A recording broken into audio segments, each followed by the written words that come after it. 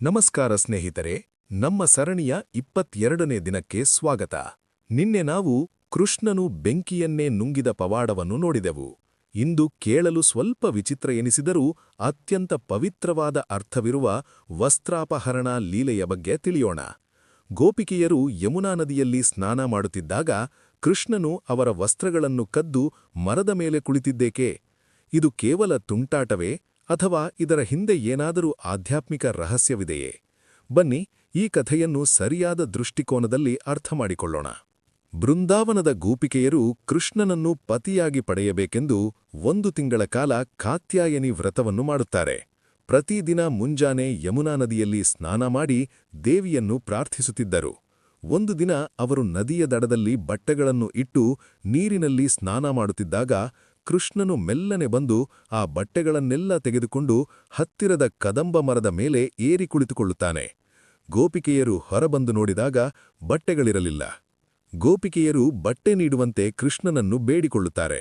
ಆಗ ಕೃಷ್ಣ ಹೇಳುತ್ತಾನೆ, ನೀವು ದೇವಿಯ ವ್ರತ ಮಾಡುತ್ತಿದ್ದೀರಿ, ಆದರೆ ನಗ್ನವಾಗಿ ಸ್ನಾನ ಮಾಡಿ ವರುಣದೇವನಿಗೆ ಅಪಮಾನ ಮಾಡಿದ್ದೀರಿ.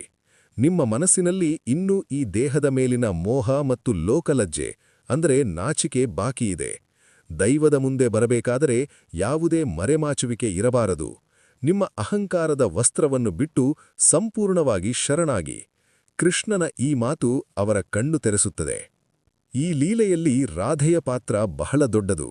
ರಾಧೆಗೆ ಮೊದಲೇ ತಿಳಿದಿತ್ತು, ಪರಮಾತ್ಮನ ಮುಂದೆ ಆತ್ಮವು ನಿರ್ಮಲವಾಗಿರಬೇಕು ಎಂದು.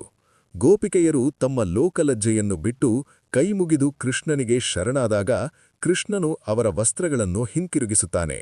ಇದರ ನಿಜವಾದ ಅರ್ಥವೇನೆಂದರೆ, ನಾವು ದೇವರ ಮುಂದೆ ಹೋಗುವಾಗ ನಮ್ಮ ಪದವಿ, ಅಂತಸ್ತು, ಸುಳ್ಳು ಪ್ರತಿಷ್ಠೆ ಎಂಬ ವಸ್ತ್ರಗಳನ್ನು ಕಳಚಿಟ್ಟು ಹೋದಾಗ ಮಾತ್ರ ಆ ಪರಮಾತ್ಮ ನಮಗೆ ಸಿಗುತ್ತಾನೆ.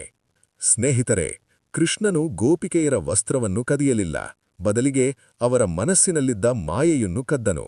ಈ ಲೀಲೆ ನಮಗೆ ಸಂಪೂರ್ಣ ಶರಣಾಗತಿಯನ್ನು ಕಲಿಸುತ್ತದೆ.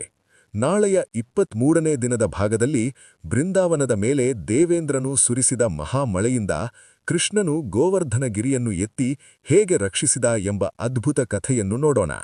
ವಿಡಿಯೋ ಲೈಕ್ ಮಾಡಿ ಮತ್ತು ಜೈ ಶ್ರೀ ಕೃಷ್ಣ ಎಂದು ಕಾಮೆಂಟ್ ಮಾಡಿ. ಧನ್ಯವಾದಗಳು.